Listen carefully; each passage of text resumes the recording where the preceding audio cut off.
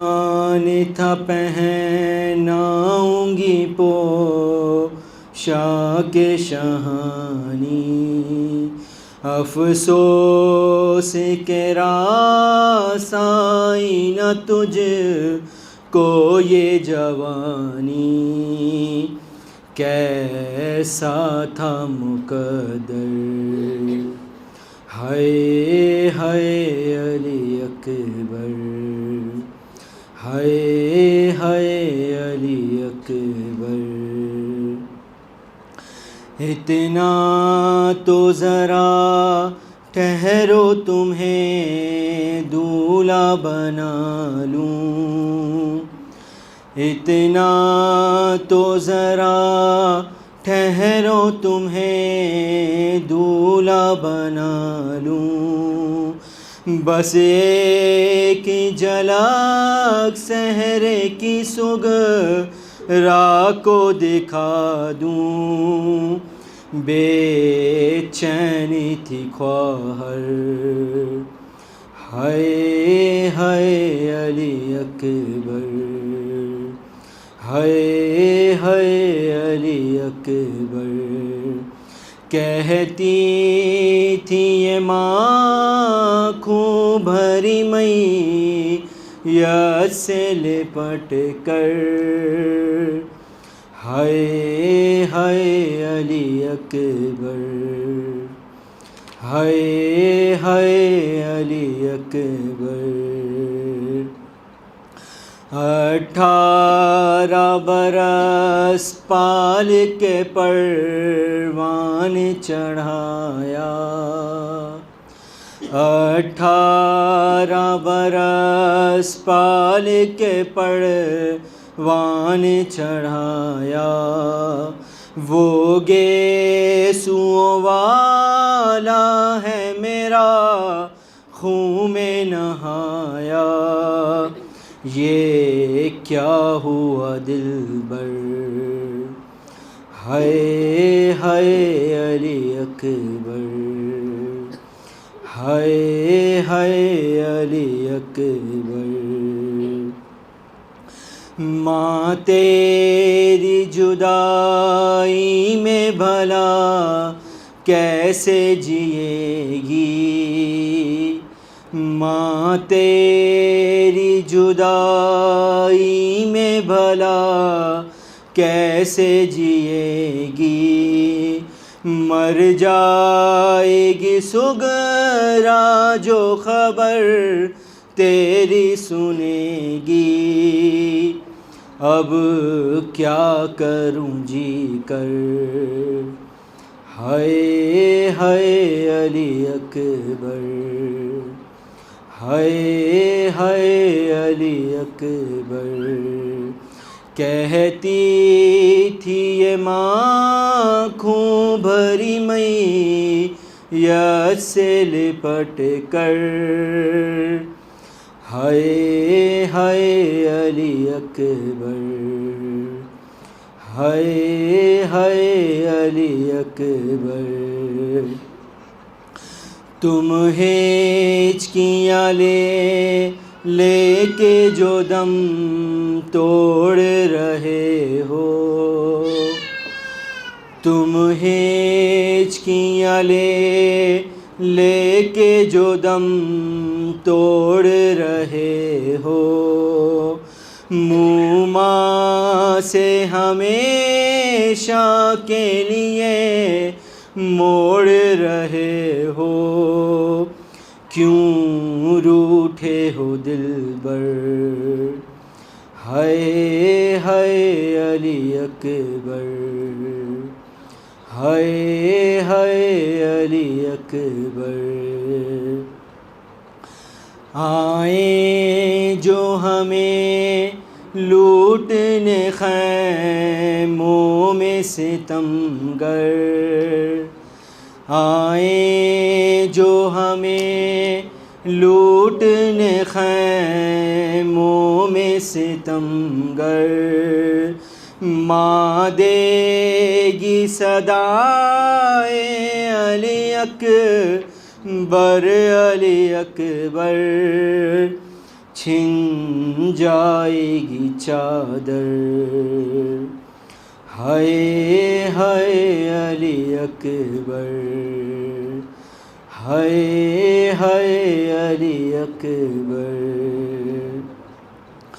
جب کوئی جوان لاش نظر آتی ہے محشر، جب کوئی جوان لاش نظر آتی ہے محشر، ایک یاد سوئے کرب و بلا جاتی ہے محشر، دل روتا ہے کہہ کر ہائے ہائے علی اکبر، ہائے ہائے علی اکبر۔ کہتی تھی یہ ماں خون بھری میت سے لپٹ کر، ہائے ہائے علی اکبر، ہائے ہائے علی اکبر۔ اور محمد وعلی محمد صلی اللہ علیہ وسلم۔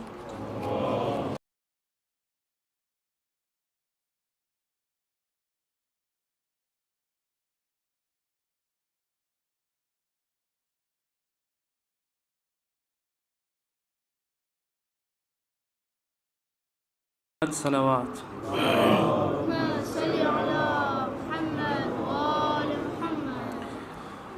اکبر تمہیں معلوم ہے کیا مانگ رہے ہو، تم باپ سے مرنے کی رضا مانگ رہے ہو، اکبر تمہیں معلوم ہے کیا مانگ رہے ہو، تم باپ سے مرنے کی رضا مانگ رہے ہو، اس عالم غربت میں تمہیں جانے دوں کیسے، اس دشت مصیبت میں تمہیں جانے دوں کیسے، اس وقت قیامت میں تمہیں جانے دوں کیسے، اے لال جو تم اذن وگا مانگ رہے ہو، تم باپ سے مرنے کی رضا مانگ رہے ہو، کیا گزرے گی اس باپ کے دل پر نہیں سوچا، تم نے یہ میری جان علی اکبر نہیں سوچا،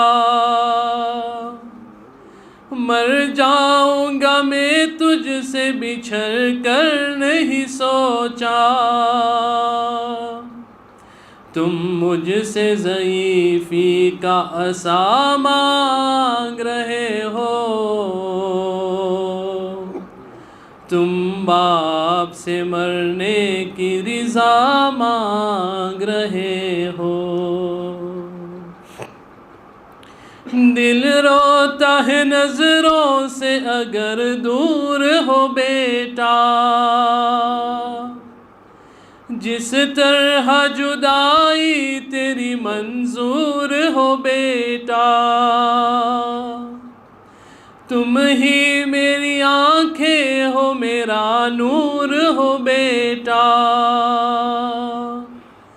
مجھ سے میری آنکھوں کی ضیا مانگ رہے ہو، تم باپ سے مرنے کی رضا مانگ رہے ہو، ایک روز تجھے آل کے مانگا تھا پھوپھی سے، 18 برس نہ نازوں سے پالا تھا پھوپھی نے، بیٹوں سے بھی زیادہ تمہیں چاہا تھا پھوپھی نے، احسان جو زینب نے کیا مانگ رہے ہو، تم باپ سے مرنے کی رضا مانگ رہے ہو، سر تیرا بھی جس وقت چڑھے گا سر نیزہ، ہوگا سر میدان جدا سر بھی تمہارا، ہم شکل پیمبر کا گلا کاٹیں گے آدھا، گویا میرے نانا کا گلا مانگ رہے ہو، تم باپ سے مرنے کی رضا مانگ رہے ہو،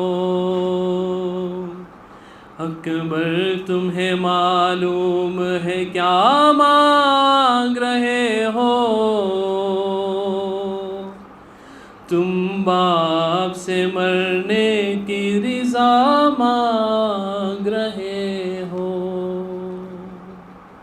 محمد وآل محمد صلوات۔ اللهم صل على محمد وآل محمد۔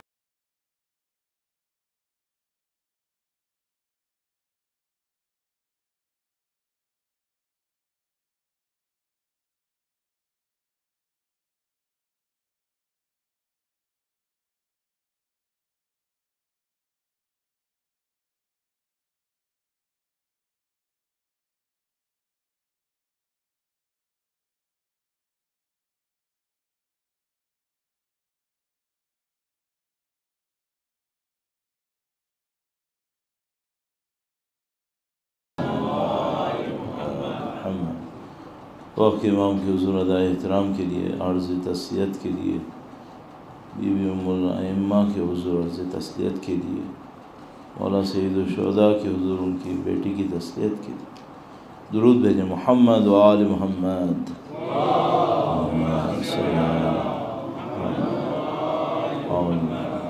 فاتحہ۔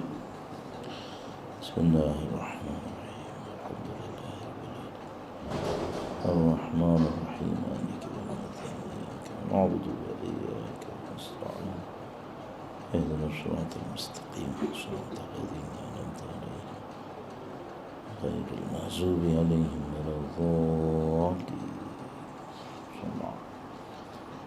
ایک بار پھر درود بھیجے گا محمد و آل محمد پر۔ صلی علی محمد۔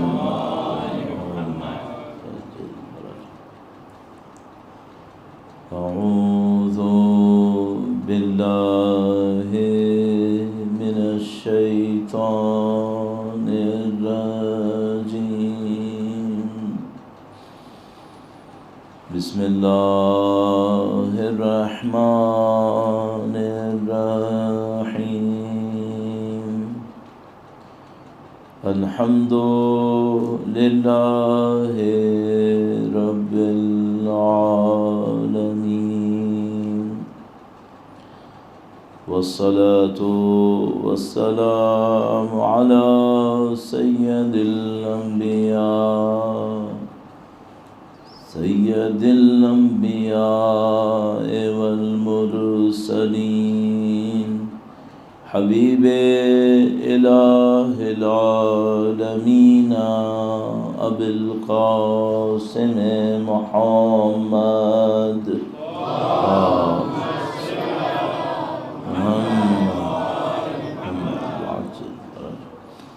وعلى آلہ الطیبین الطاہرین، سیما بقیت اللہ فی الأراضین، قال اللہ تعالی فی کتابہ الکریم، بسم اللہ الرحمن الرحیم، أم حسبت أن أصحاب الكهف والرقيم كانوا من آياتنا عجبا. درود بھیجے گا محمد و آل محمد پر.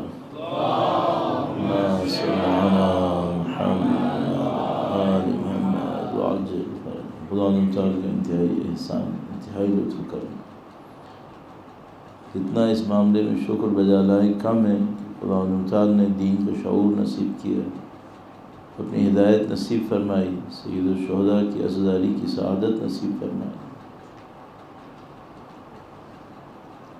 اللہ کی دی ہوئی اس نعمت کا شکر بجا لانے کے لیے خدا کا قانون ہے ان شکرتم لازیدنکم، اگر تم شکر کرو گے تو میں نعمتوں کو بڑھا دوں گا، یقیناً یقیناً یقیناً بڑھا دوں گا.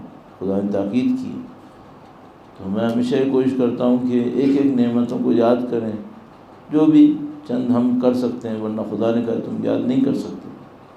تو جو ہم یاد کر سکتے ہیں کچھ نعمتوں کو اپنے ذہن میں رکھیں، اس پہ خدا کا شکر بجا لائیں، تاکہ انشاءاللہ خدا اس میں اضافہ فرمائے.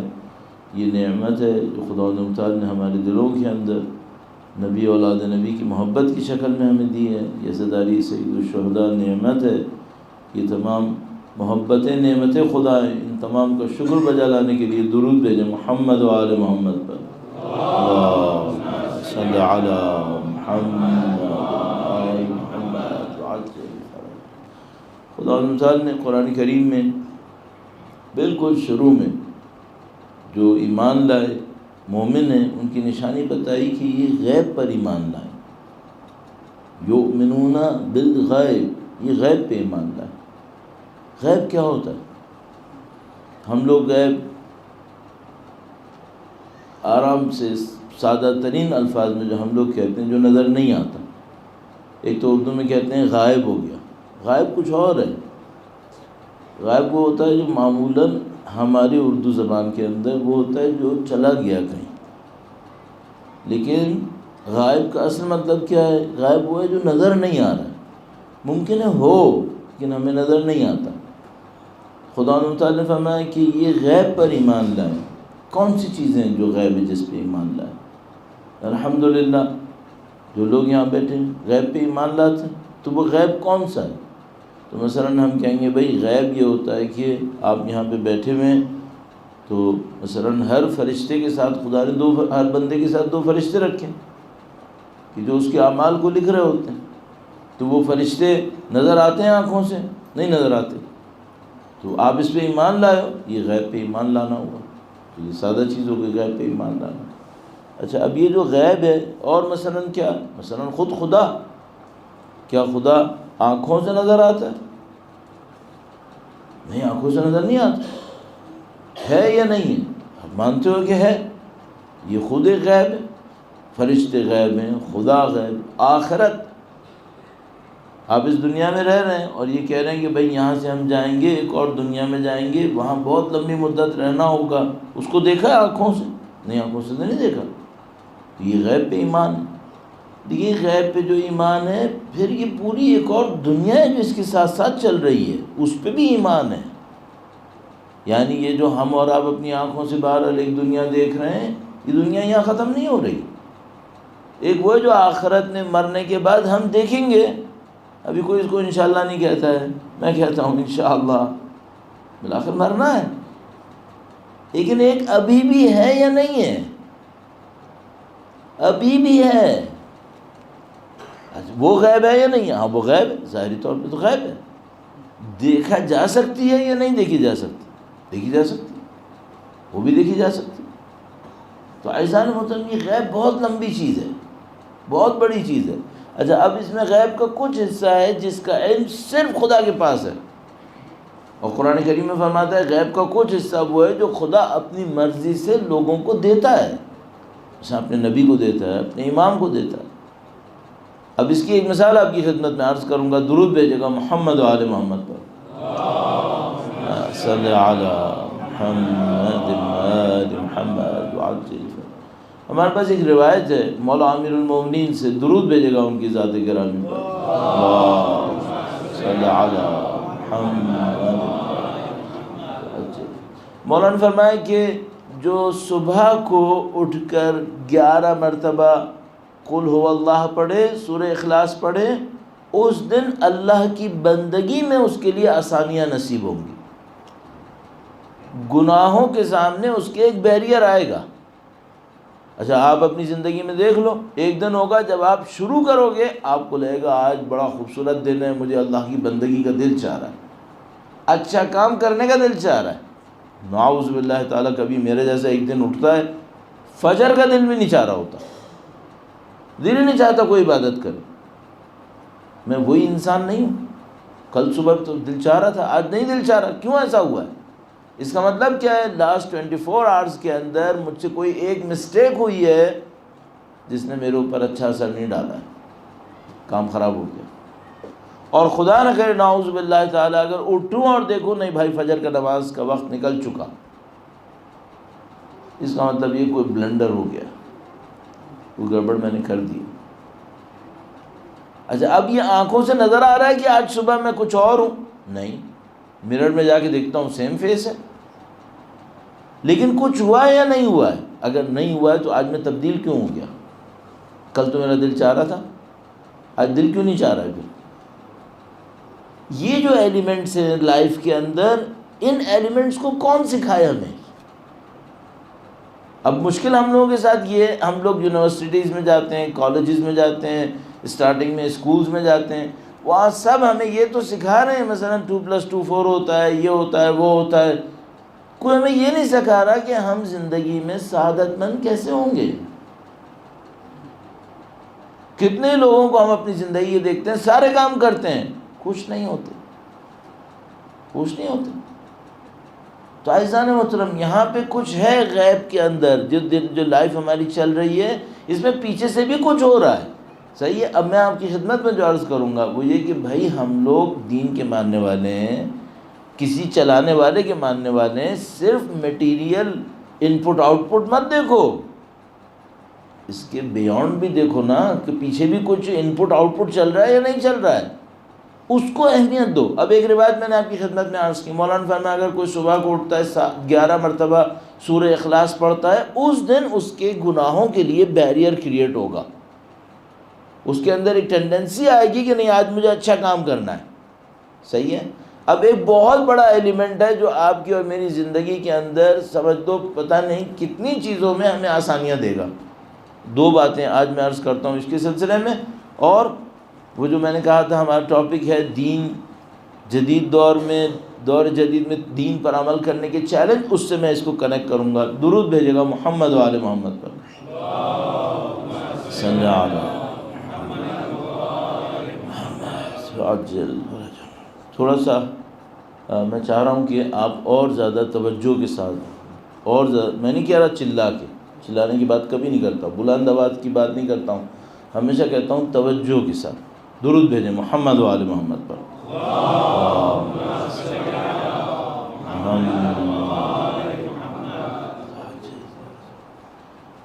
کبھی آپ نے دیکھا ہے کہ آپ مثال کے طور پر کسی انسان کو ملتے ہیں اور وہ کسی مشکل میں ہے،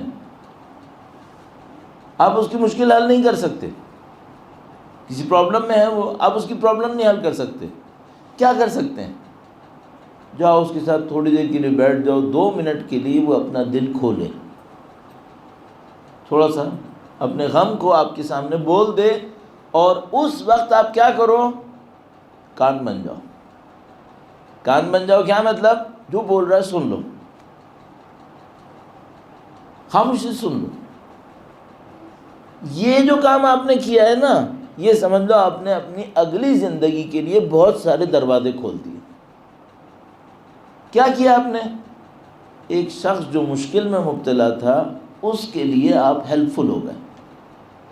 اچھا آپ نے مشکل حل کر دی؟ نہیں، مشکل حل نہیں کی ہے، اس کے دماغ پہ ایک بوجھ تھا، آپ نے تھوڑا سا بوجھ کم کیا ہے۔ اب اس کا مطلب کیا ہے؟ اب یہ سمجھ لو یہ آپ نے ادر ورلڈ جو غیب کی دنیا ہے اس میں بہت بڑی ایک مشین کو کرنٹ دے دیا ہے، اب یہ مشین آپ کے لیے چلنا شروع ہو گئی، اب یہ مشین آپ کے لیے کام کر رہی ہے۔ آپ اپنی دنیا میں کہیں اور سے چلا سکتے تھے؟ نہیں، کہیں اور سے نہیں چلتی، یہ اسی طرح چلتی ہے۔ خدا نے ایک نظام بنایا ہوا ہے، وہ نظام کیا بنایا ہوا ہے؟ بھائی میں پیسہ چھین کے اپنے پاس کمانا چاہتا ہوں، کما سکتا ہوں یا نہیں کما سکتا؟ پوری دنیا میں لوگ کر رہے ہیں، چھینتے ہیں، لوٹتے ہیں، چوری کرتے ہیں، ڈاکے مارتے ہیں، کماتے ہیں نہیں کماتے؟ کما رہے ہیں۔ خدا یہی کمائی چاہتا ہے ہم سے؟ نہیں۔ تو خدا نے آسان کمائی کے لیے ہمیں کیا راستہ دیا ہے؟ ایک راستہ یہ ہو گیا، جاؤ لوٹو، چوری کرو، سارے ڈاکے ڈالو، نعوذ باللہ تعالی، کمائی کرو۔ یہ ایک راستہ ہے، لوگ کر رہے ہیں نہیں کر رہے ہیں؟ ہاں بالکل کر رہے ہیں، فرعون بنا ہے، نمرود بنا ہے، سب بنے۔ دوسرا راستہ کیا ہے؟ دوسرا راستہ اللہ نے رکھا ہے دینے کا راستہ۔ کیا وعدہ ہے خدا نے متعال کا؟ خدا نے متعال کا وعدہ ہے کہ جو میری راہ میں دے گا اس کو میں خود دوں گا۔ کب دے گا خدا؟ کتنا دے گا خدا؟ یہ بڑی کہانی ہے۔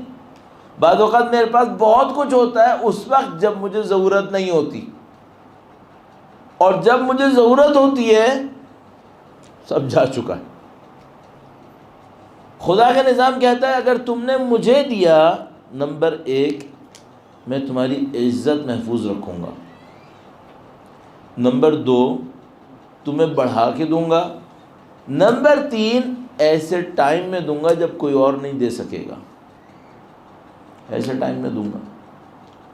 اور یقین مانو یہ پوری دنیا ہے جو اس دنیا کے پیچھے اپنا کام کر رہی ہے۔ اب ایک واقعہ سناتا ہوں تاکہ اس کے اوپر، یہ غیب ہے یا نہیں ہے؟ یہ بھی غیب ہے، اس پہ ایمان ہے لوگوں کا۔ اب ایک واقعہ، درود بھیجیں محمد و آل محمد پر، صلی علی محمد آل محمد وعجل فرج۔ حضرت ابو ذر غفاری کے پاس ایک بندہ مہمان آیا، اس نے، حضرت ابو ذر غفاری چاہتے تھے کہ ان کو خاطر تواضع کریں، اس کو کھانا کھلائیں اچھا سا۔ اچھا یہ بھی عرض کرتا چلوں، پہلے مہمان نوازی پہلے ہی بات کہی ہے۔ اس زمانے میں ایک اور کام یہ ہوتا تھا، جب مہمان جا رہا ہوتا تھا تو اس کے ساتھ کھانا دیا جاتا تھا۔ آج تو ہر جگہ ہوٹل کھلا ہوا ہے، آپ ریسٹورانٹ کھلا ہوا ہے، آپ جاؤ ریسٹورانٹ سے کھا لو۔ وہاں کیا صحرا میں ریسٹورانٹ کھلے ہوئے ہیں کہیں؟ وہ کوئی ریسٹورانٹ نہیں ہے بھائی۔ تو جو بندہ مکہ سے نکلا ہے، اب مکہ سے کہاں جائے گا؟ مثلا یمن جائے گا، اب اس کو ساتھ کچھ بھیجنا بھی تو پڑے گا، راستے میں کیا کرے گا؟ یہ مرے گا ورنہ پھر۔ تو مہمان کا ایک حصہ یہ بھی ہوتا تھا۔ اب حضرت ابو ذر غفاری کے پاس ایک مہمان آیا تو حضرت ابو ذر غفاری بہت خوش ہوئے کہ میرے پاس مہمان آیا۔ اس مہمان کو کہا کہ میرے گھر کے باہر میرے کیملز بندھے ہوئے ہیں، اونٹ 6-8 پتہ نہیں کتنے، زیادہ امیر نہیں تھے وہ، کم تھا ان کے پاس۔ تو کہا میرے پاس کچھ اونٹ بندھے ہوئے ہیں، تم خود جاؤ اپنے لیے ایک اونٹ سلیکٹ کرو، میں اسے سلاٹر کروں گا، تمہارے لیے کھانا تیار کروں گا، لے کے جانا ساتھ پھر۔ اچھا وہ بندہ میری طرح کا بندہ تھا، پیسہ دیکھنے والا، وہ گیا اور اس نے جا کر یہ کہا کہ ابو ذر غفاری میرا میزبان ہے، بیچارہ غریب آدمی ہے، اس کے اوپر مجھے تھوڑا ہاتھ ہلکا رکھنا چاہیے۔ وہ گیا ایک دبلا پتلا سا کم وزن کا کیمل وہ لے کر آ گیا۔ ابو ذر غفاری نے دیکھا تو ابو ذر غفاری کو، ہم اپنے لفظوں میں کہہ رہے ہیں، ہوا نہیں ہے نہیں، مثلا ان کو غصہ آیا، مہمان کو دیکھا اس کو غصہ آیا کہ یہ کیمل لائے، کہنے لگا تم نے مجھے بہت کنجوس سمجھا۔ اس نے کہا ابو ذر میں نے تم پہ رحم کیا ہے، میں پتلا والا لے کر آیا ہوں۔ کہنے لگا نہیں مجھ پہ رحم نہیں کیا، یہ تم نے میرے ساتھ کنجوسی دکھائی، اچھا والا لے کر آؤ، جو مجھے اللہ کی راہ میں دینا ہے وہ مجھے اچھا والا دینا ہے۔ کیوں؟ کہنے لگا یہ پلٹ کے آئے گا میرے پاس، یہ دبلا پتلا دوں گا اللہ کی راہ میں، یہ کیا ملے گا مجھے اچھا والا دینا ہے۔ خدا نے تعالیٰ فرماتا ہے تم لوگ بعض اوقات وہ صدقہ کرتے ہو جو تمہیں اپنی چوائس پہ ملے تو تم بھی نہیں اٹھاؤ گے. میرے پاس 2 کپڑے ہیں، ایک کپڑا ذرا اچھا ہے، ایک کپڑا ذرا خراب ہے، صدقہ میں کون سا دوں گا؟ خراب والا. خدا نے متعال فرماتا ہے تم صدقے میں وہ دیتے ہو جو تم کو بھی چوائس ملے تم نہیں اٹھاؤ گے. اور اس کے بدلے میں تمہیں کیا چاہیے؟ اس کے بدلے میں تم چاہ رہے ہو خدا غیب کی دنیا کو ٹریگر کر دے تمہاری سپورٹ کے لیے. ایسے ہوگا؟ دوسری آیت میں فرماتا ہے لن تنالوا البر حتى تنفقوا مما تحبون. تم کبھی نیکی تک نہیں پہنچو گے سوائے اس کے کہ جو تمہیں پسند ہے، جس میں تمہاری جان لگی ہوئی ہے، اٹیچمنٹ ہے، اس میں سے دو. خدا کو ضرورت ہے میری، یا اللہ جو زمین و آسمان کا مالک ہے، خزانے قدرت اس کے ہاتھ میں ہے، سب کچھ اس کا ہے، اس کو میری کسی چیز کی کیا ضرورت ہے؟ لیکن وہ کیا چاہ رہا ہے؟ وہ چاہ رہا ہے تمہیں تک کچھ پہنچے. اچھا، دور جدید میں دین پر عمل کرنے میں چیلنج کیا ہے؟ چیلنج ہے کیا ہے؟ غیب پہ علم نہیں ہے، غیب پہ ایمان نہیں ہے. دنیا کی کیلکولیشن پہ یقین ہے، غیب کی کیلکولیشن پہ یقین نہیں. غیب کے پرومسز پہ بھی یقین نہیں ہے. نعوذ باللہ تعالی. ایک بات عرض کرتا ہوں، مثال عرض کرتا ہوں، مثال سے کام آسان ہو جاتا ہے. درود بھیجیں محمد و آل محمد پر. صلی علی محمد. میں ان لوگوں کا جن کو میں پسند نہیں کرتا، میں یہاں بیٹھ کر ممبر پہ ان کا نام نہیں لیتا، کیونکہ میں چاہتا ہوں ممبر پہ ان کے نام لوں جن کو میں پسند کرتا ہوں.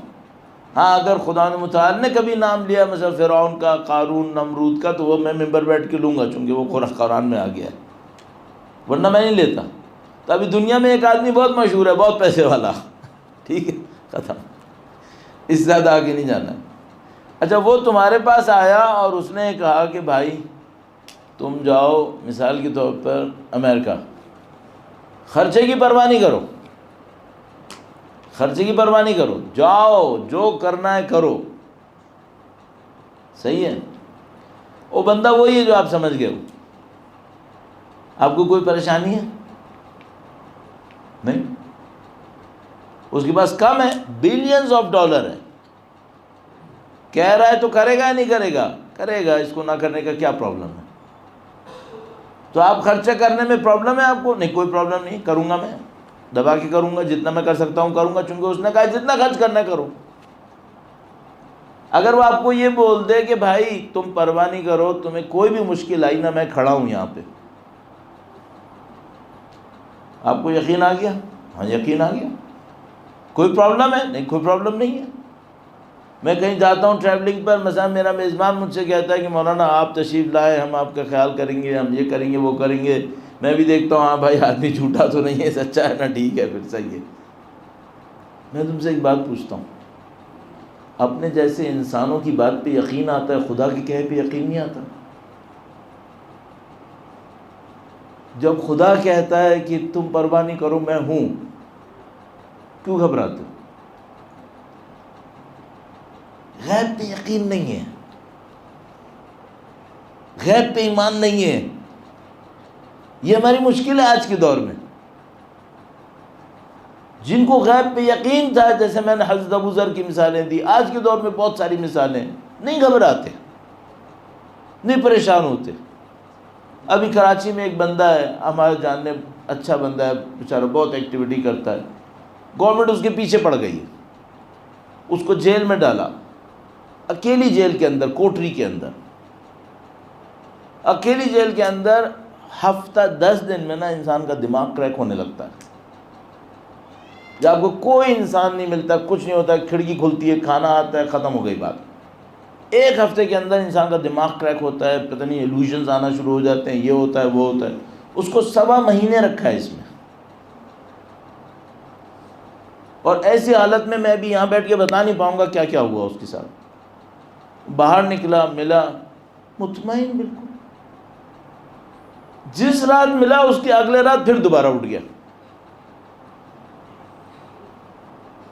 اور جس رات مجھے ملا بالکل مطمئن الحمدللہ، بلکہ مجھ سے کہہ رہا تھا، کہنے لگا ایک دو چیزوں کے سوا تو مجھے کوئی شکوہ نہیں ہے. میں نے کہا کیوں؟ کہنے لگا ایسی عبادتیں وہاں پہ ہو رہی تھی جو باہر نہیں ہوتی. کہ بس ایک دو پرابلم تھی، وہ میں ابھی بتانا نہیں چاہ رہا، بہت سخت ہے، وہ بہت گندی مصیبت ہے. پتہ ہے اسی کوٹری کے اندر ہی واش روم ہوتا ہے، سب کچھ جو کچھ ہوتا ہے وہیں پہ ہوتا ہے. بہت گندی جگہ ہے. بندہ مطمئن ہے. کیوں مطمئن ہے؟ اسے غیب پہ تھوڑا ایمان آ گیا ہے. غیب پہ ایمان آ گیا. یہ کیوں ہمارے معاشرے کے اندر اتنا ڈپریشن ہے، اتنا ٹینشن ہے، ہر آدمی ادھر ادھر مر رہا ہے، ادھر گھسیل رہا ہے، کوئی ادھر جا رہا ہے، کوئی ادھر جا رہا ہے. کیوں ایسا ہے؟ میں تم سے ایک بات پوچھتا ہوں، ہمارے اجداد ماں باپ ہم سے زیادہ دولت مند تھے؟ میرے تو نہیں تھے، میرے بابا کلرک تھا. اور آپ لوگ خود سناتے ہو کہ میرے بابا ایسے تھے، میرے بابا نے یہ مشکل جھیلی ہے، میرے بابا نے وہ مشکل جھیلی. ہماری طرح ٹینشن میں تھے. وہ کیوں پیسفل تھے اپنے دماغوں کے اندر؟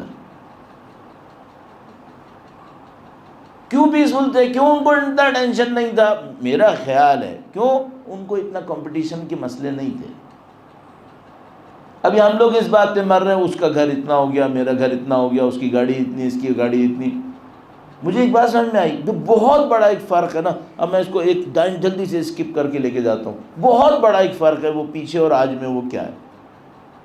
اگر میرے نانا غریب تھے نا، میرے دادا غریب تھے، تو عزت کم نہیں تھی. آج جو مصیبت ہے وہی کہ اگر میں غریب ہوا تو میری عزت بھی گئی. یہ جو ہر آدمی دولت کے لیے چوری کر رہا ہے نا، اس کی وجہ یہ ہے ہم نے دولت اور عزت کو اٹیچ کر دیا ہے. جس کے بعد دولت ہوگی اس کو ہم عزت دیں گے، جس کے بعد دولت نہیں اس کو ہم عزت نہیں دیں گے. ابھی مجھے بتاؤ، کسی کو عزت چاہیے نہیں چاہیے؟ ہر دیوانے کو بھی عزت چاہیے بھائی. تم دیوانے کو بھی بے عزتی کرو، کھڑا ہو جائے گا وہ. تو اگر تم کو ملک سے کرپشن نکالنا ہے، ٹینشن نکالنا ہے، تو بھائی خدا کا واسطہ ایک کام کرو، اپنے غریبوں کو عزت دو.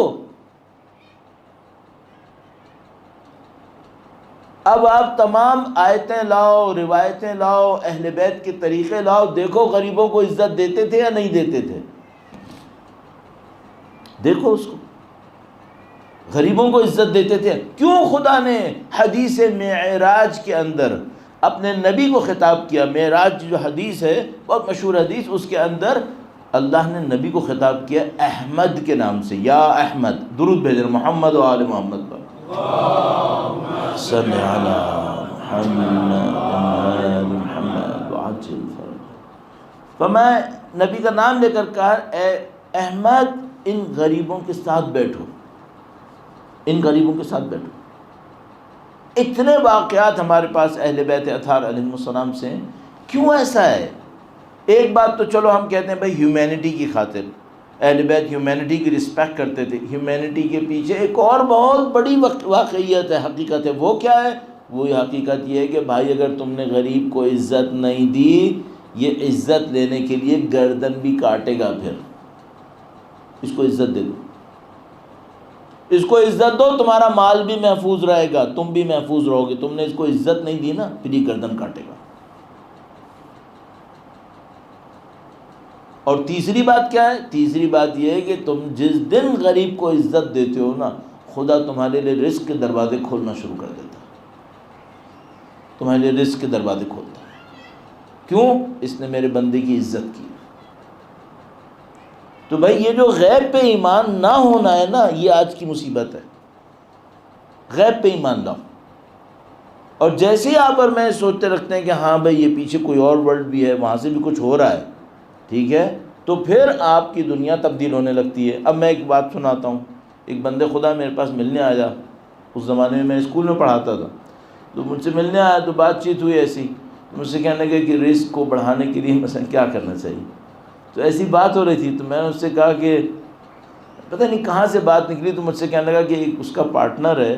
کہنے لگا میں اس کے گھر پہ گیا ایک دفعہ. غور سے سننا. تو وہ کہنے لگا کہ اس نے سنایا مجھے واقعہ، بندے کو جو مجھے ملنے آیا تھا. کہنے لگا کہ میں اپنے پارٹنر کے گھر پہ گیا، تو وہ کہنے لگا بہت ٹینشن میں تھا، پریشان تھا، آفس میں گیا ملنے کے لیے تو ٹینشن پریشانی، تو اس نے کہا کہ بھائی تم ٹینشن میں کیوں ہو؟ کہنے لگا میرا بزنس ڈوب رہا ہے، میرا بزنس اچھا نہیں جا رہا. تو اس نے کہا کہ چلو بہتر ہو جائے گا، یہ ہو جائے گا. کیوں تمہارے خیال میں کیوں بزنس خراب جا رہا ہے؟ تو پیچھے ایک تصویر لگی ہوئی تھی پیکاک کی، مور کی. تو کہنے لگا مجھے لگ رہا ہے یہاں سے ساری گڑبڑ آ رہی ہے. کہنے لگا نہیں یہاں سے نہیں آ رہی ہے، ڈراز کھول، وہ جو بوتل رکھی ہے نا وہاں سے آ رہی ہے. انسان کیا کرتا ہے؟ اپنی خرابیوں کو خود نہیں دیکھتا، کسی اور کے کندھے پہ ڈالتا ہے. تصویر میں کچھ نہیں ہے، کیریکٹر ہے. کیریکٹر لاؤ. یہ کہاں ڈھونڈ رہے ہو تم تصویر کے اندر؟ تصویر سے بدبختی آئی ہے، پتہ نہیں نارتھ ساؤتھ ہو گیا اور یہ ویسٹ ساؤتھ ہو گیا. او بھائی مین چیز تمہاری کیریکٹر ہے، تمہاری انٹینشن ہے. انٹینشنز کیا تھی؟ سب سے بڑی جو برکت انسان کے ذہن کے اندر لائف میں آتی ہے وہ کہاں سے آتی؟ نیت سے آتی. یہ آنکھوں سے نظر آتا ہے؟ نہیں. غیب ہے؟ ہاں یہ ایک ٹائپ آف غیب ہے. اس پہ ایمان ہے لوگوں کا؟ اگر ایمان ہوتا اس کے اوپر تو پھر یہ مکاریاں ہوتی دنیا کے اندر کیا. اب ایک واقعہ اور عرض کرتا ہوں، واقعات سے پھر میں کہہ رہا ہوں آسان ہو جاتا ہے ذرا کام. میں بولتا رہتا ہوں چیزیں کچھ بعد لوگوں کو سمجھ میں آئیں گی، بعد نہیں سمجھ میں آئیں گی. واقعہ کام آسان کر دیتا ہے. درود بھیجیں محمد و آل محمد پر. صلی علی محمد محمد وعجل فرجہ. آیت اللہ محمد حسین طباطبائی، تفسیر المیزان کے مصنف. نام سنا ہے یا نہیں سنا ہے؟ نہیں سنا ہے تو محروم ہوں. یہ اتنا بڑا نام ہے، اس کو سن لینا چاہیے. تفسیر المیزان کے مصنف علامہ محمد حسین طباطبائی. ان کے استاد تھے سید علی قاضی طباطبائی. یہ دونوں تبریز کے رہنے والے تھے. سید علی قاضی طباطبائی بہت بڑے عارف تھے، بہت بڑے عارف تھے. محمد حسین طباطبائی ان کے شاگرد تھے، ان کی فیملی سے بھی تھے، اور عمر میں ظاہر بہت کم تھی ان کے مقابلے میں. جب سید محمد حسین طباطبائی بالکل نئے نجف گئے، بالکل نجف گئے، اس وقت بھی کافی پڑھ کے آئے تھے اپنے علاقے سے. باپ بھی ان کے بہت بڑے عالم تھے. تو نجف پہنچے تو صبح کہیں ان کی ملاقات اپنے استاد سے ہوئی، سید علی قاضی سے. تو میرے خیال میں کچھ تفصیل تھی جو میرے دماغ سے نکل رہی ہے ابھی.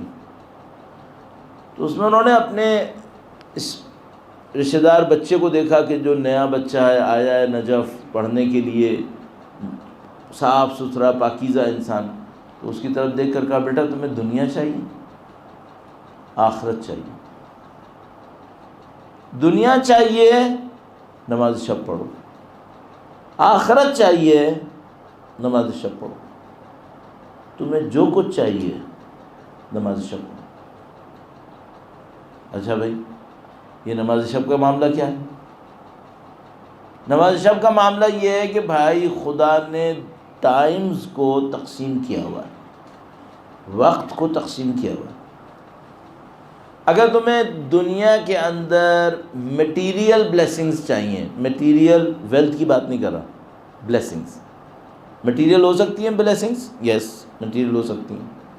یعنی اچھا رزق چاہیے تو فجر سے لے کر سورج نکلنے تک جاگتے رہو.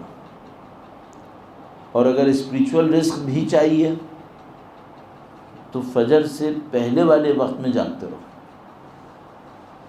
تو اگر تم 2 گھنٹے کا ایک شیڈیول بنا لو، مثلا آج برونڈی میں بجمبورا میں فجر کی اذان ہے، مثلا ہمارے ہاں 5:10 کے اوپر نماز پڑھتے ہیں، صحیح ہے.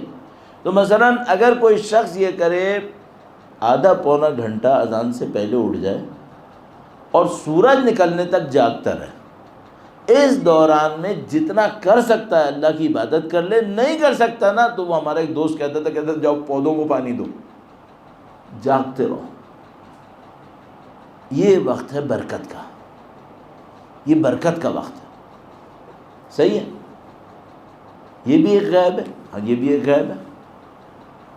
یقین کرتے ہیں؟ نہیں مانتے. سب انسان کے بچے بن کے 9 بجے اٹھتے ہیں، اور بھائی انسان کے بچے بن گئے اور کیا چاہیے؟ انسان کے بچے تم وہ فرشتوں سے اوپر جا سکتے تھے، اگر تم صحیح وقت پہ اٹھ جاتے تو بہت اوپر چلے جاتے، ابھی تم پھنس گئے نیچے۔ اس کے بعد کیا ہوگا؟ اس کے بعد دن میں جو رزق اس کو 8 گھنٹے میں ملنا تھا، ابھی 14 گھنٹے ہی اپنے آپ کو تھکائے گا۔ یہ 14 گھنٹے تھکائے گا، لیکن اگر میں اس سے کہہ رہا ہوں نا اس وقت 2 گھنٹے جاگ دے، ادھر نہیں جاگے گا، ادھر اپنے آپ کو گھسیٹے گا۔ بندے خدا، تمہارا دین ہے، اس دین کے پیچھے thousands of years کے ایکسپیریمنٹس ہوئے ہوئے ہیں، تم کیوں اپنی زندگی برباد کر رہے ہو ان چیزوں کے اوپر؟ اچھا عجیب بات یہ ہے، ہمارے اجداد اس الیکٹریسٹی کی انوینشن اور اس کے آنے سے پہلے بالکل سب کے سب اسی شیڈیول پر تھے، ایسے اٹھتے تھے، ایسے زندگی گزارتے تھے۔ جب سے یہ وہ خود مر گیا، ہمیں ڈال گیا مصیبت ایڈیسن، بجلی دے کر وہ دے کر گیا ہے، ہم لوگوں نے اپنی لائف کو پتہ نہیں کہاں پہنچا دیا۔ تو عزیزان محترم، برکت چاہیے یا نہیں چاہیے؟ تو جو برکت کے فارمولاز ہیں وہ جا کے ڈھونڈو نا، کیوں نہیں ڈھونڈتے؟ دین پر عمل کرنے میں چیلنج کیا آ گیا؟ چیلنج یہ آ گیا ہمیں غیب پہ یقین نہیں ہے۔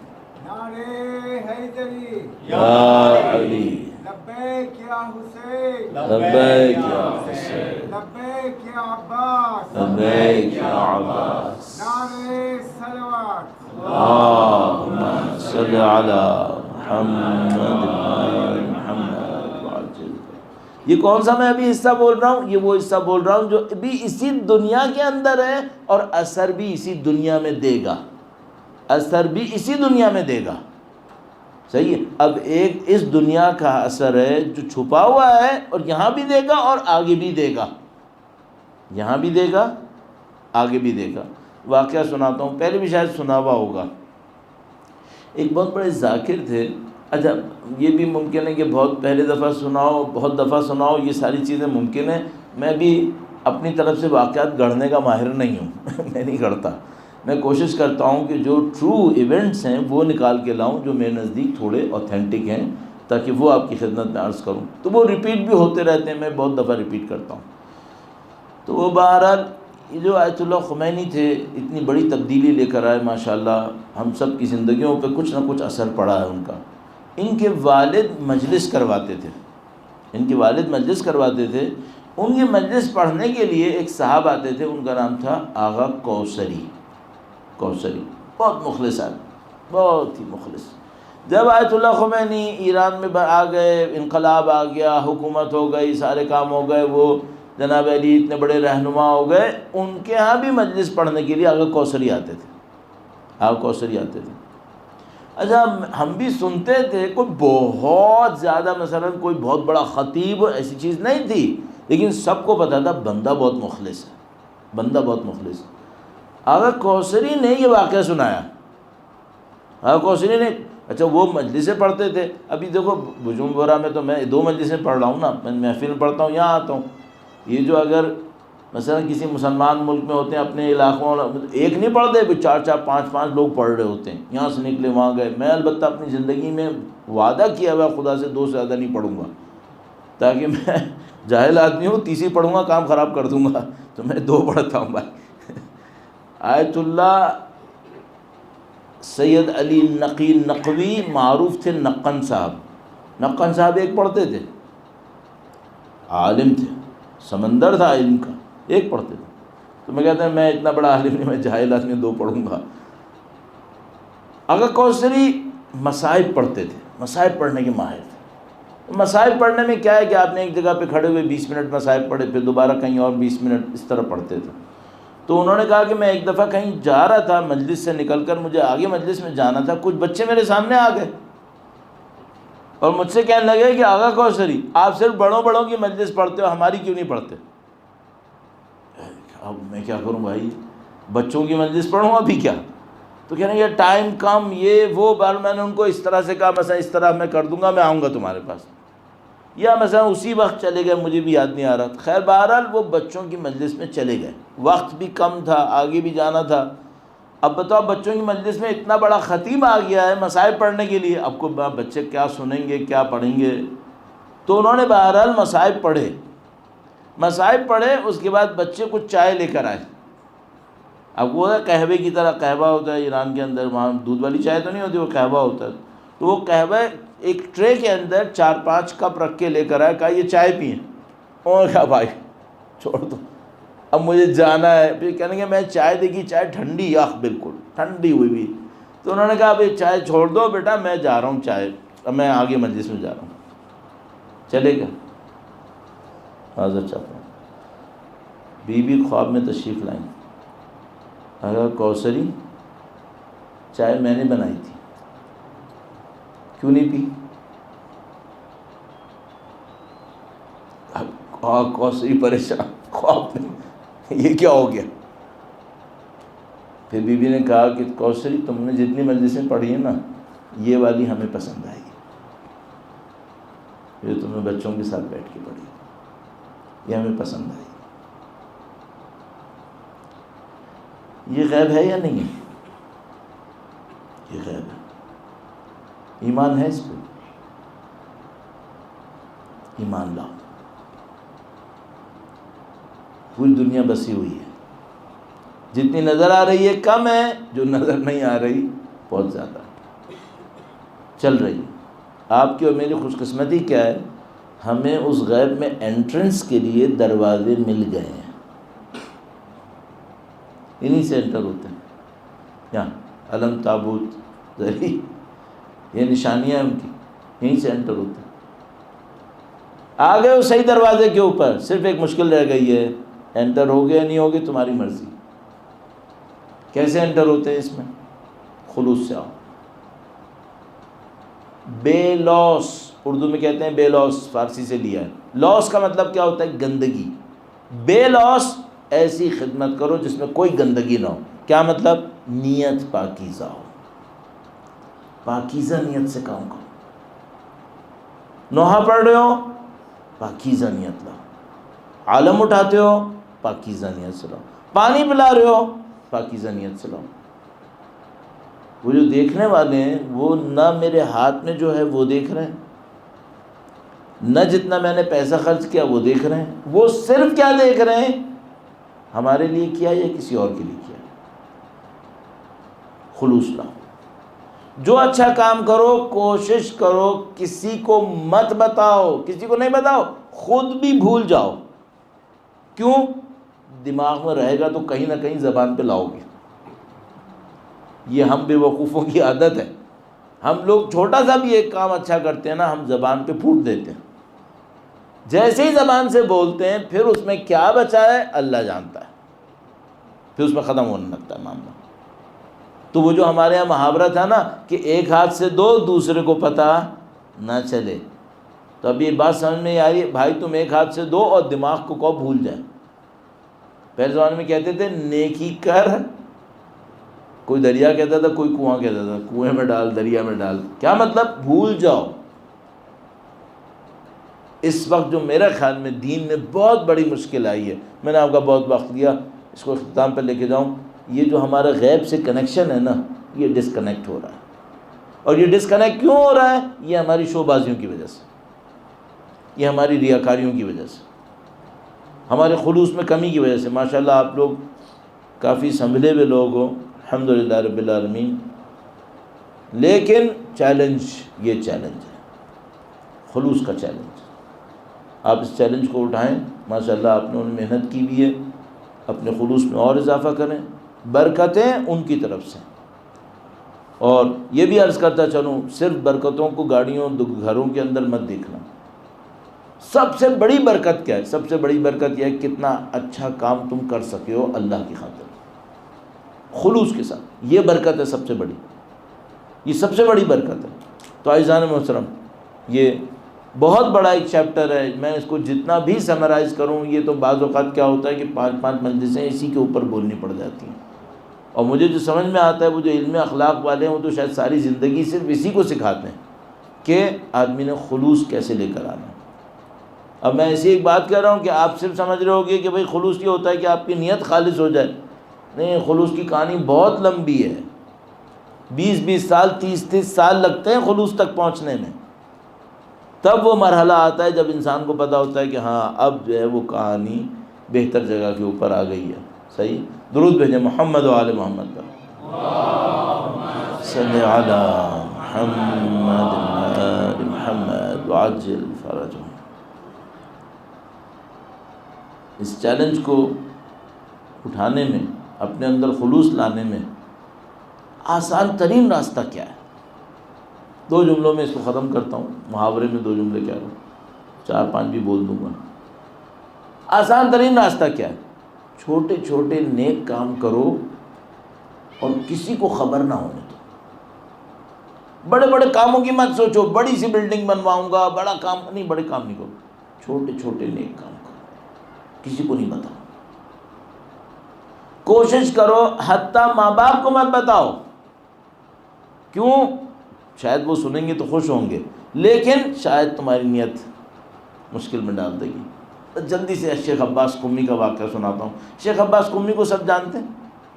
بھئی مفاتیح الجنان سب کے گھروں میں ہے یا نہیں ہے؟ میں دنیا میں جہاں جا رہا ہوں، جہاں جاتا ہوں، عرب ہو، ایرانی ہو، ہندوستانی ہو، پتہ نہیں افریقہ کا ہو، امریکہ کا ہو، جس کے گھر میں جاؤ مفاتیح الجنان موجود ہے. صحیح. اب یہ معاملہ یہ نہیں ہے کہ کوئی پرنٹنگ پریس مفاتیح الجنان کے اوپر مہربان ہو گیا ہے. نہیں، اس کا مطلب ہے پیچھے کسی نے قبول کیا ہے اس کو. یہ کتاب ہے شیخ عباس قمی کی. شیخ عباس قمی نے ایک اور کتاب لکھی تھی، منازل الآخرہ، آخرت کے منازل، جو لائف آفٹر ڈیتھ ہے اس کے اسٹیجز. ان کے جو والد تھے بہت نفیس پاکیزہ آدمی تھے. وہ حرم میں، قم میں، بی بی کے حرم میں مغرب اور عشاء کی نماز کے درمیان کھڑے ہو کر وہ جو خطیب بولتے تھے ان کو سنتے تھے. تو ایک دن اپنے بیٹے شیخ عباس قمی سے کہنے لگے، بیٹا عباس تم کوئی اچھی سی کتاب لکھو. تو انہوں نے کہا کیسی کتاب لکھوں؟ کیونکہ ان کو پتا تھا یہ کتابیں بہت لکھتے ہیں، بہت کتابیں لکھی. کہا کوئی اچھی سی کتاب لکھو. کہنے لگے میں کون سی کتاب لکھوں؟ کہنے لگے ہمارے یہاں میں جہاں نماز پڑھنے جاتا ہوں نا، وہاں مغرب عشاء میں ایک آدمی کھڑا ہوتا ہے عالم، وہ ایک کتاب سے پڑھ رہا ہوتا ہے، بہت اچھی کتاب ہے. وہ جب پڑھتا ہے نا تو میرے دل کے اوپر بہت اثر ہوتا ہے، کاش تم بھی ایسی کوئی ایک کتاب لکھ دو. تو انہوں نے کہا بابا کون سی کتاب ہے؟ تو وہ گئے اس عالم سے معلوم کیا تو وہ منازل الآخرہ سے پڑھتا تھا. جو کس نے لکھی تھی؟ شیخ عباس قمی نے. ابا کو نہیں پتا تھا. ابا شام کو آئے مثلاً اور شیخ عباس سے کہتے ہیں بیٹا میں نے معلوم کر لیا کتاب کا نام منازل الآخرہ ہے، کاش تم بھی کوئی ایسی کتاب لکھ دو. ابھی ان کو کیا بولنا چاہیے تھا؟ میں ہوتا تو کہتا ابا کیسی باتیں کر رہے ہو، کتاب تو میری ہے. شیخ عباس قمی نے کہا بابا اب دعا کریں، اللہ توفیق دے گا، اب دعا کریں. یہ لوگ اتنے مخلص تھے، اتنے مخلص تھے. چونکہ اتنے مخلص تھے خدا نے ان کے کاموں میں برکت دے دی. ابھی دیکھو مفاتیح الجنان ہر ایک کے ہاتھ میں. عراق گئے ایک دفعہ زیارتوں کے لیے، ایک مسجد میں بیٹھے ہوئے تھے، ایک طالب علم برابر میں شیخ عباس قمی کی مفاتیح الجنان، چونکہ اس زمانے میں کاپیز ہاتھ کی ہوتی تھیں نا، تو ذرا مرنے سے پہلے آپ کی کتاب کاپی ہو جائے کم ہوتا تھا، لیکن ان کی کتاب کاپی ہوتی. تو وہ گئے وہاں پہ بیٹھے ہوئے تھے، ایک لڑکا طالب علم شیخ عباس قمی کی یہ کتاب سے مفاتیح الجنان سے دعائیں پڑھ رہا تھا. شیخ عباس برابر میں بیٹھے تھے. تو وہ طالب علم پڑھتے پڑھتے ان سے کہتا ہے، جو یہ بھی عالم تھے، کہنے کہ یہ آپ نے کتاب دیکھی ہے؟ ہم نہیں پہچانتا یہ شیخ عباس قمی ہے. وہ ایران میں رہتے تھے شیخ عباس، یہ عراق میں تھی. تو شیخ عباس سے کہتا ہے کہ آپ نے کتاب دیکھی؟ کتنی اچھی کتاب ہے، کتنی اچھی اس میں دعائیں کا کلیکشن ہے، کتنی کلاسیفیکیشن اچھی ہے، یہ ہے وہ ہے. شیخ عباس سے دیکھا. شیخ عباس نے کہا ویسے کوئی بہت خاص کتاب نہیں ہے، ایسی کتابیں علماء نے بہت لکھی. وہ لڑنے لگا، کہنے لگا تم نے کتاب کی توہین کی ہے، شیخ عباس قمی کی توہین کی ہے، تمہیں نہیں پتا بہت بڑا آدمی ہے اور یہ اور وہ ہے. تھوڑی دیر میں لوگ ان کے احمق انسان کی خود شیخ عباس ہے. یہ لوگ اتنے مخلص تھے. اب میرے ساتھ مسئلہ کیا ہے، اگر میں کوئی بات کہی نا مجلس میں، کوئی آدمی آ کر مجھ سے وہی بات دہرائے جو میں مجلس میں کہی اور کہے کہ نہیں معلوم میں نے کہاں سنا تھا، تو میں کہوں گا میں نے کہا تھا. اور اگر وہ کسی اور کو کہہ دینا کہ مولانا میں نے فلاں مولانا سے سنا تھا، میں کھٹ سے کہوں گا نہیں اس نے نہیں کہا تھا، میں نے کہا تھا. بھائی اتنا چین نہیں ہے کہ اللہ سے رزلٹ لے لوں، اسی سے لینا ہے، مجھے اسی سے لینا ہے. خلوص لاؤ. آپ کو بول رہا ہوں تاکہ اپنے آپ کو سکھاؤں. خلوص لاؤ، خلوص لاؤ، برکت اللہ دیتا ہے. یہ بہت بڑی دنیا بس. آپ ماشاءاللہ عزاداران سید الشہداء ہیں. میں نے آج کچھ باتیں کی ہیں جس میں ہنسا گیا، شاید صحیح نہیں کیا، مجھے نہیں کرنا چاہیے تھا. شاید میں آپ کی توجہ لینا چاہتا تھا تاکہ آپ اس ٹاپک کے اوپر بور نہ ہوں.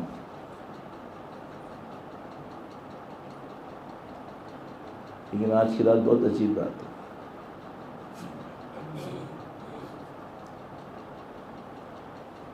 دو طریقے ہیں دیکھنے کے. ایک طریقہ ہے کہ سوچو کہ کربلا 1400 سال پہلے ہوئی تھی. ایک طریقہ ہے کہ نہیں، کربلا ابھی ہوئی ہے، ابھی ہو رہی ہے. ایک لیڈی ڈاکٹر تھی، بچوں کی اسپیشلسٹ، چائلڈ اسپیشلسٹ. وہ کربلا گئی. قصہ مختصر. سید الشہداء خواب میں اس کو نظر آیا. خواب میں نظر آیا، اس سے کہا تم پردہ صحیح کیا کرو، یہ کرو وہ کرو. اس نے کہا ٹھیک ہے. اس کے بعد سید الشہداء نے کہا تم بچوں کی بیماریوں کا علاج کرتی ہو نا؟ اس نے کہا ہاں میں چائلڈ اسپیشلسٹ ہوں. تو کہا میرے پاس بھی ایک بچہ ہے. تو کہتی ہے مجھے خواب میں امام حسین علی اصغر کے پاس لے کر گئے. کہی میرا بیٹا.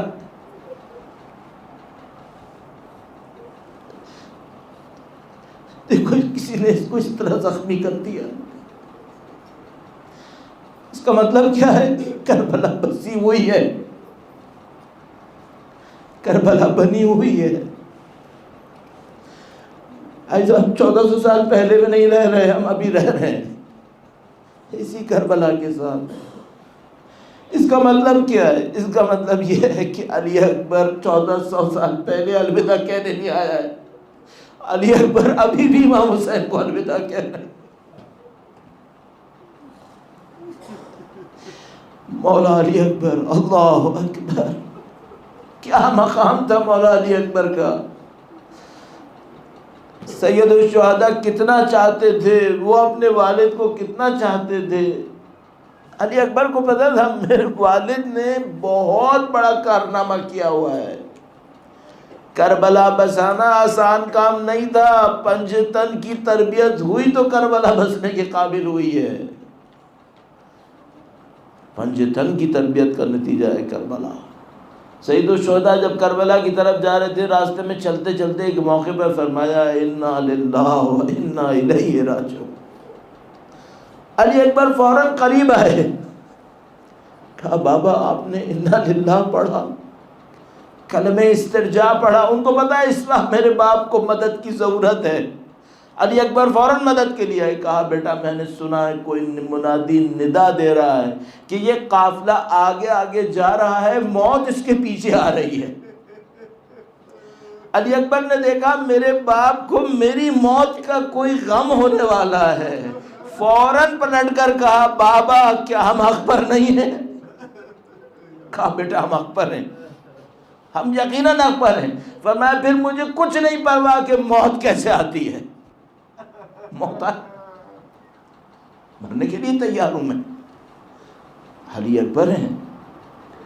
جو ہمارے پاس ایک روایت مشہور ہے مستند، وہ یہ کہ علی اکبر شکل میں مکمل شبیہ تھے، ایک جیسے تھے رسول اللہ کے. لہذا ہمارے پاس جو عناوین موجود ہیں حضرت علی اکبر کے لیے، اس میں کہتے ہیں ہم شکل نبی، ہم شکل نبی، یعنی شکل میں نبی کے بالکل ایک جیسے تھے. یہ بات اتنی عجیب تھی کہ جو لوگ مدینہ زیارت کرنے کے لیے آتے تھے ان کو لوگ بتاتے تھے اگر تم نے رسول اللہ کو اپنی آنکھوں سے نہیں دیکھا تو علی اکبر کو دیکھ لو، اتنا شبیہ رسول ہے یہ. علی اکبر شبیہ رسول صرف شکل میں نہیں تھے، آواز میں بھی شبیہ رسول تھے، اس لیے سید الشہداء نے عاشور کے دن علی اکبر سے کہا بیٹا تم اذان دو گے۔ گویا جب علی اکبر نے اذان دی تو خیموں کے اندر سے جو رسول اللہ کو سن چکے تھے ان کے رونے کی آوازیں آنے لگی۔ ہم شکل نبی، ندا میں بھی رسول اللہ کی ندا تھی۔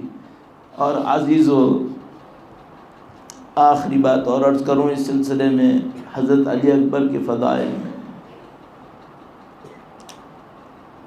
اگر آپ سے کوئی پوچھے زندگی میں سخت مرحلہ کون سا ہے، کوئی پوچھے زندگی میں سخت مرحلہ کون سا ہے، تو عزیزو میں عرض کر دوں گا باپ کے لیے سخت مرحلہ کون سا ہے، ماں کے لیے سخت مرحلہ کون سا ہے۔ تو میں اپنے طور پر میں یہ کہوں گا باپ کے لیے وہ سخت ہے جب جوان سامنے کھڑا ہو مرنے کے لیے،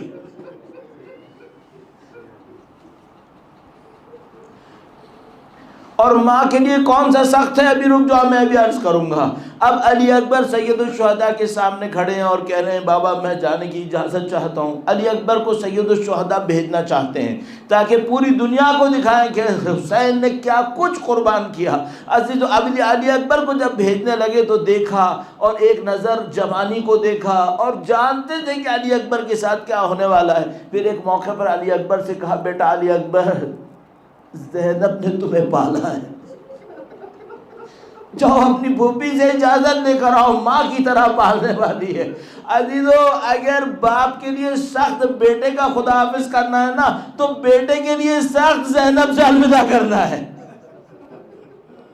اب آئیں بی بی زینب کبریٰ سلام اللہ علیہا سے الوداع کرنے کے لیے۔ ایسے بڑی عجیب روایتیں ہیں ہمارے پاس۔ دشمن کی ایک روایت ہے، دشمن کی روایت ہے، وہ کہتا ہے جب علی اکبر خیمے کے اندر داخل ہوئے تو ایسا ماتم ہوا کہ عاشور کے دن ایسا ماتم نہیں ہوا تھا۔ ایسے بیویاں رو رہی تھی علی اکبر سے، کوئی علی اکبر جیسے ہی باہر نکلنے لگتے تھے کوئی بھیا کہہ کے لپٹ جاتی تھی۔ ہمارے پاس ایک رسم ہے 7 قدم آگے بڑھتے ہیں 7 قدم پیچھے ہٹتے ہیں۔ البتہ میں اس کو عبادت کے طور پہ نہیں کہہ رہا ہوں کہ صرف رسم کے طور پر لوگ اس کام کو انجام دیتے ہیں۔ تو بعض لوگ اس کی سند ڈھونڈتے ہیں کہ بھائی اس کی سند کہاں پر ہے، تو بیان کرتے ہیں کہ جب علی اکبر خیمے سے نکلنے لگتے تھے تو کوئی بیوی ان کو اپنی طرف کھینچتی تھی، علی اکبر بار بار نکلتے تھے اور پیچھے آتے تھے۔ اب یہاں پر میں علامہ ذیشان ادر جوادی صاحب کی ایک روایت پڑھوں گا۔ عزیزوں میں آرام سے پڑھ رہا ہوں تاکہ میں روایتوں کو پورا پڑھوں، اور میں کوشش کروں گا وقت کم لوں تاکہ آپ ماتم کر سکیں انشاءاللہ۔ ایک روایت بڑی عجیب روایت پڑھی ہے علامہ ذیشان ادر جوادی صاحب اللہ مقامہ شریف نے۔ جب علی اکبر آخری دفعہ خیمے سے باہر نکلنے لگے تو انہوں نے کہا کہ کسی نے اکبر کی عبا کو نیچے سے دامن سے پکڑ کر کھینچا۔ یہ بہت معمولی سی بات لگتی ہے لیکن علامہ نے بہت اچھا استفادہ کیا، کہا شاید کسی بچی نے واپس بلایا ہے،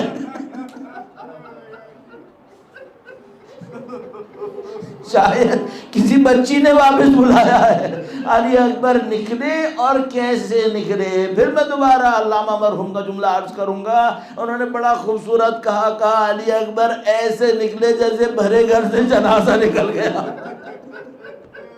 ایسے رونے کی آوازیں آ رہی تھی خیموں سے۔ سید الشہداء کے پاس دوبارہ آئے، بابا سے الوداع کیا، سید الشہداء نے الوداع کیا۔